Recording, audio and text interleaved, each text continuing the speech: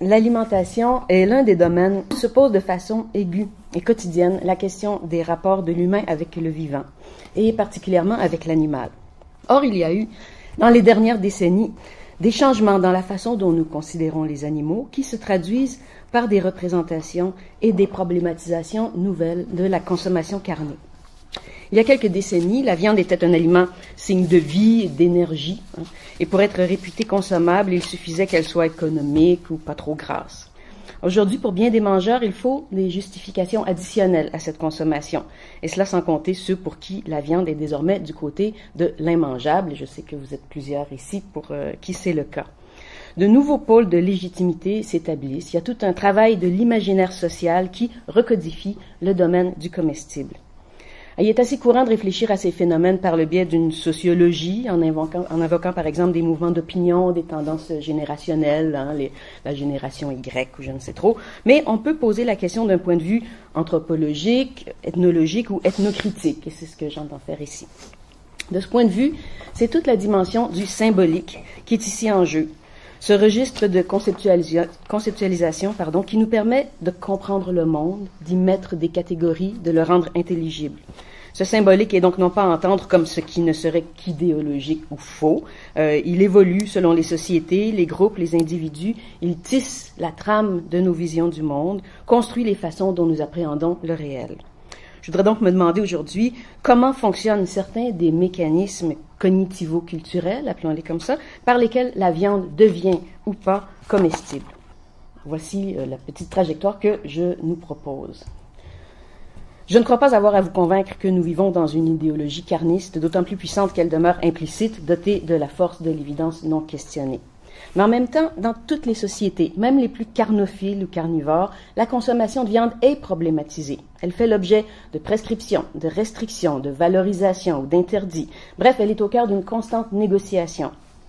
Cette négociation peut souvent être pensée comme une évidence, voire rester occultée, surtout dans nos sociétés modernes où l'on envisage les prescriptions de consommation comme si elles relevaient de paramètres objectifs qui n'auraient rien à voir avec un quelconque régime éthique. Alors ce serait l'hygiène, la santé, l'empreinte écologique, la commodité ou le goût qui dicteraient les choix carnés. Or, ces prescriptions tiennent en fait à des représentations et à des visions du monde. Elles sont des constructions symboliques dont le sens va bien au-delà des explications réductionnistes. C'est que, malgré, pourquoi au fond tout ce travail de problématisation et de construction du sens, c'est que malgré son acceptabilité, largement répandue, il faut le reconnaître, la consommation de viande garde un potentiel mortifère, lié à la violence qu'elle implique, forcément, à l'encontre d'un animal. Il y a donc de ce fait tout un travail de la viande qui consiste à gérer, pour permettre de digérer cette violence. Alors les techniques et les rituels d'abattage, la boucherie, l'emballage, la cuisine et les savoirs particuliers qu'elle implique, et finalement les modes de consommation, sont autant de modalités de ce travail. Et on voit bien alors que celui-ci, bien qu'il porte sur la viande elle-même, est d'abord et avant tout immatériel. Il permet de faire transiter les représentations, transforme l'animal en nourriture, l'immangeable en comestible. Alors, dans un modèle classique, Claude Lévi-Strauss a théorisé le fonctionnement des catégories anthropologiques de l'alimentation humaine.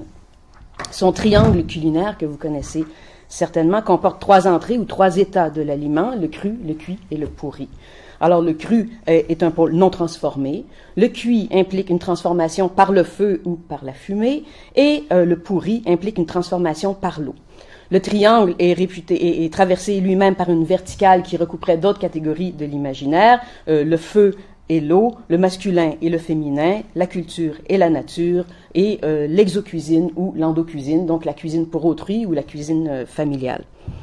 Alors, au sein de ce triangle, chaque groupe culturel établit ses préférences propres, mais de façon principielle, selon Lévi-Strauss, aucun aliment n'est réputé apte à être consommé s'il s'indexe uniquement sur l'un de ces pôles.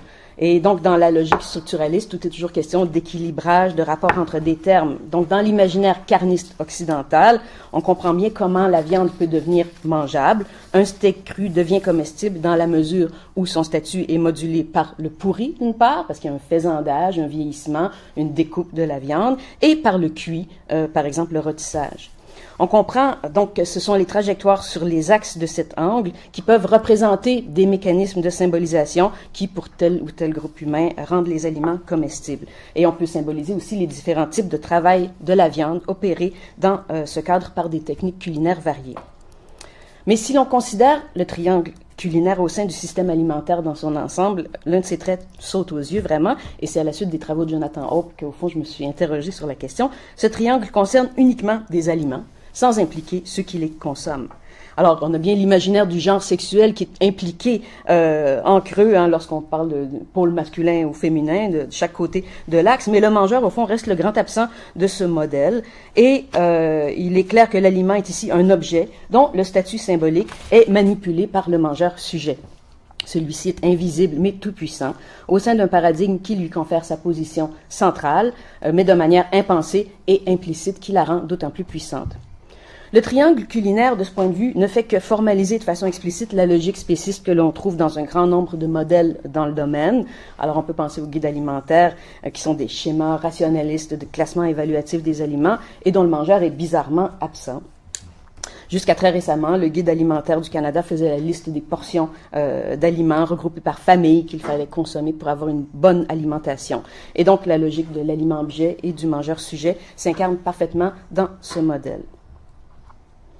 Or, cette manière de représenter l'alimentation, et particulièrement la consommation d'animaux doués de sentience, semble en voie de changer, et ce, me semble-t-il, non seulement chez les véganes, mais dans des représentations beaucoup plus répandues.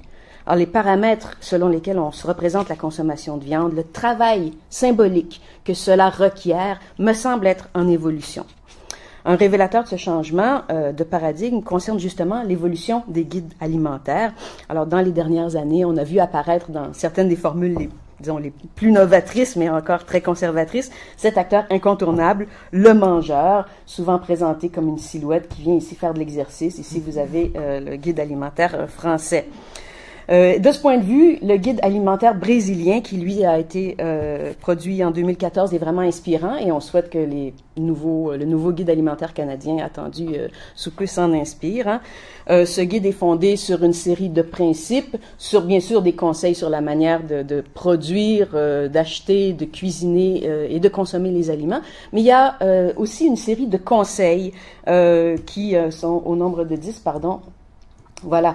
Développer, pratiquer, partager et apprécier votre talent à préparer les repas et à cuisiner. Manger avec d'autres lorsque c'est possible. Soyez critique à l'endroit des publicités concernant les produits alimentaires. Et donc ici, j'ai extrait ceux qui sont les plus proches d'une présence explicite du mangeur, mais on comprend bien que l'aliment, qui soit issu de l'animal ou du végétal, est envisagé selon l'interrelation que le mangeur entretient avec lui, avec les autres mangeurs et avec les acteurs du système dans son ensemble. Donc l'alimentation n'est pas une liste, mais pourrait-on dire un écosystème où chaque terme se définit et trouve son sens relativement aux autres. Alors, comment dans ce nouveau paradigme s'effectue le travail symbolique autour de la viande? Peut-être qu'un nouveau modèle émerge ici aussi et qui inclurait cette présence du mangeur et de l'acte de manger. En tout cas, on peut le croire, me semble-t-il, quand on examine des représentations issues du discours social, de la publicité, des productions médiatiques ou des œuvres du domaine esthétique, qui sont nombreuses à exposer ce nouveau travail de l'imaginaire, ces problématisations inédites autour de la consommation carnée. Alors, je vais présenter rapidement deux représentations contrastées qui vont en ce sens, me semble-t-il. Je commence par une représentation carniste qui, dans le contexte contemporain, paraît éminemment légitime. C'est comme si tout le monde s'entendrait sur le fait que, oui, dans ce cas-là, on a le droit de manger de la viande, ou en tout cas une grande partie de la population, même ceux qui peut-être n'en consomment pas. Donc, Joséphine Bacon raconte dans le prologue de son recueil de poèmes « Un thé dans la toundra » une chasse au caribou traditionnelle dans la communauté Innu. Elle est amenée en expédition par un aîné grand chasseur, Ishkuatu Shushep, et sa femme Maïna. En route, il voit, et je cite, des panaches de caribous accrochés à la cime des épinettes. C'est un rituel destiné à ce que les caribous reviennent, nous dit-on, et destiné, je cite encore, à montrer notre respect au maître du caribou, Atiku Nape ou Papa Kasiku. Dans la toundra, donc, Ishkuatu Shushep localise un groupe de 6 caribous. Les chasseurs attendent leur venue. Bon, le vieux chasseur sait exactement ce qu'il faut faire et quand ils vont arriver. Et le chasseur aîné va abattre la plus jeune bête seulement elle d'ailleurs, pour que les aînés en visite, parce que ça se passe lors d'une rencontre de tous les groupes Innu, pour que les aînés en visite puissent manger de la viande tendre. C'est comme ça qu'il dit les choses. Et Joséphine Bacon dit « Il n'a tiré que sur le jeune et l'a aussitôt dépecé et vidé ». Et la viande non faisandée sera immédiatement cuisinée avec des gestes qui sont décrits ici, mis en relief par des phrases dépouillées, décrivant des gestes simples, présentés comme liés à un savoir séculaire. Hein. Maïna avait allumé un feu. Elle coupait des tranches de caribou sur une grosse roche. Elle a pris une petite chaudière noircie par la suie et l'a remplie d'eau. Elle a jeté des sachets de thé dans l'eau. Elle a suspendu l'anse de la chaudière à un bâton planté en diagonale dans le sol, au-dessus du feu. Elle a fait cuire le caribou. Elle savait que le thé serait prêt au même moment que la viande. Avec la chaudière, elle a arrosé de thé les tranches de caribou dans le poêlon. Mon plus beau festin. Donc, vous voyez la simplicité de la syntaxe au point d'être répétitive, mais qui est tout à fait assumée, je crois, quand on lit la poésie de Joséphine Bacon, on voit que ça n'est pas accidentel. Hein. Donc, il y a ici un caractère hiératique presque au moment de consommation de la viande. Et le thé aussi m'intéresse. Il aide à cuire le caribou, mais au point de vue symbolique. Hein, leur mélange semble opérer une synthèse qui, au-delà de la cuisson, équilibre la présentation, rend la viande comestible, marque la rencontre entre la nature et de la culture, très certainement. Cette consommation alimentaire, donc à l'occasion de laquelle les mangeurs, et je cite encore, rendent grâce au maître du caribou, se clôt par un rituel. Après le repas, Maïna m'a demandé d'aller chercher une pierre que je devrais déposer sur la roche où elle avait tranché le caribou. Ainsi, chaque fois qu'elle reviendrait à cet endroit, cette pierre allait signifier ma présence. Encore là, un geste tout à fait hiératique, ritualisé. Les gestes codifiés pointent vers un temps de longue durée et cyclique où le caribou chassé, si l'on est reconnaissant envers lui, va revenir. De plus, les objets sont imprégnés de présence. Hein. La roche qui a servi à trancher signifie l'humain, ou enfin la roche qu'on a mise sur celle qui a servi à trancher signifie l'humain, dans une sorte de vitalisme panthéiste qui configure lui aussi une temporalité de longue durée. Alors, comme je le disais tantôt, une telle représentation apparaît dans les termes de l'imaginaire actuel éminemment recevable. Hein? Mais il me semble qu'il y a beaucoup de travail symbolique qui s'effectue ici et qui montre que pour nous, mangeurs contemporains, il ne suffit plus de dire que la viande est économique, nutritive ou faible en gras. Hein. Elle est problématique. Il faut alors, dans ce cadre-ci, qu'elle participe à un écosystème, qu'elle soit dotée des propriétés d'un sujet sensible et que le mangeur ingère en la consommant du sens, de la tradition, de la culture, voire du territoire. Hein. Dans un registre qui semble à l'opposé de cette représentation, on retrouve un travail symbolique au fond très similaire. Alors, vous le connaissez, doté d'une forte présence médiatique, hein, le chef cuisinier Martin Picard incarne une consommation festive, voire pantagruélique. Son restaurant au pied de cochon est reconnu pour ses plats emblématiques, dont la poutine au foie gras, et pour l'utilisation systématique du porc. Le physique du chef lui-même est à l'image de cet excès. Il est obèse et se présente comme un gourmand, voire comme un outre-mangeur incapable de résister à la bonne chair. Or, dans le cadre de cette représentation de carnisme décomplexé, voire agressif, le travail symbolique de la viande se révèle très puissant. L'imaginaire s'active à plein pour légitimer la consommation de viande. Et l'un des thèmes récurrents de l'émission « Un chef à la cabane » concerne les porcs élevés sur place. On expose les conditions de vie de ces cochons heureux, leurs installations, leur alimentation spéciale. On les nourrit avec des arachides pour donner bon goût à leur gras. Leur préparation culinaire aussi, où sont employées, selon les vieux dictons, toutes les parties de l'animal. Alors, se combinent ici les paramètres d'une sorte d'humanisme animal, on met des guillemets bien sûr, du locavorisme, de l'absence de gaspillage, le tout sur le fond d'un imaginaire de la symbiose où les déchets alimentaires de la cabane servent à nourrir les porcs qui, à leur tour, viennent nourrir les humains. Alors, tout se passe comme si ces paramètres d'un discours réitéré équilibraient la consommation excessive ou à tout le moins en diminuaient suffisamment les méfaits pour l'autoriser. De plus, au sein de cette représentation, la persona du chef porte des significations importantes. En fait, je ne vais pas y arriver tout de suite, pardon. Picard incarne une figure de l'excès. Il se représente d'ailleurs lui-même en cochon. ce qui nous met sur une piste, celle du carnaval. Il présiderait en fait à un carnaval moderne dont il est le bonhomme ou le roi. Et sa persona agirait comme une incarnation des limites, figurant à la fois l'appel des pulsions carnivores et mettant en garde contre le potentiel destructeur de leur libération violente, indiquant donc pour le mangeur ordinaire la nature forcément exceptionnelle de cette consommation. Chez Bacon comme chez Picard, le problème de la viande se résout, que ce soit par le rituel ou par le festif, dans des récits qui tentent de surmonter les tensions entre le mort et le vivant, entre le présent, le passé et l'avenir, entre le mangeur et l'animal.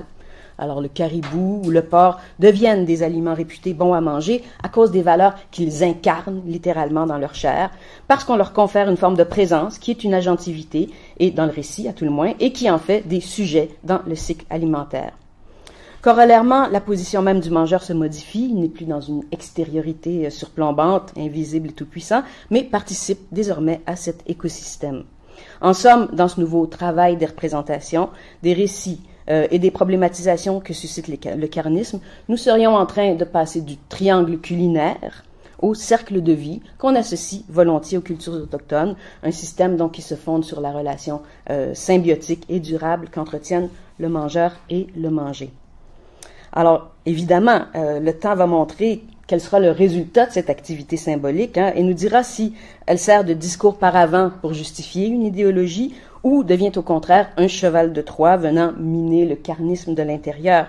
L'évolution des imaginaires ne se répercute pas nécessairement ou pas immédiatement dans les pratiques, dans des changements effectifs dans les comportements, mais cette évolution des imaginaires est une condition nécessaire pour que ces changements surviennent. Elle peut les provoquer, les soutenir et les accompagner.